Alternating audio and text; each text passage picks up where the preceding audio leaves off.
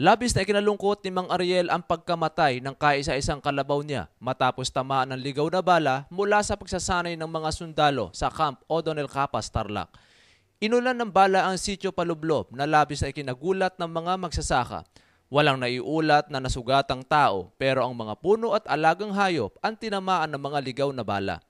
Hindi gusto namin pababayad namin.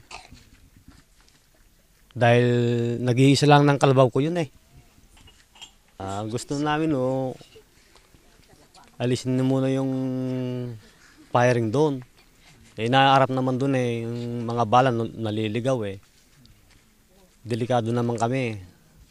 Ang ilan ay nagtago na lamang habang pinagmamasdan ang pag-ulan ng mga bala sa iba't ibang dako. Dati namang may firing exercise sa lugar na ito, subalit sa pagkakataong ito ay hindi raw naabisuhan ang mga residente. Nakasakay po ako ng kalabaw nakakarating po yung mga balang ligaw na balang nang gagaling sa kampo. Katunayan po, dala-dala ko yung balang muntik nang tumama sa akin. Tumangging magbigay ng pahayag ang Light Armor Division ng Philippine Army habang iniimbestigahan pa ang pangyayari. Nangako naman silang magbibigay ng tulong sa pamilyang naapektuhan, bagay na inaasahan ng mga residente rito. Actually, ang pangyayaring ganito, dapat talaga mayroong aksyon kagad.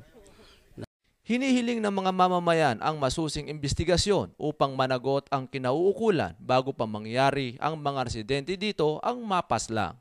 Berhilio Bunag para sa Hataw Balitan ng UNTV News Worldwide.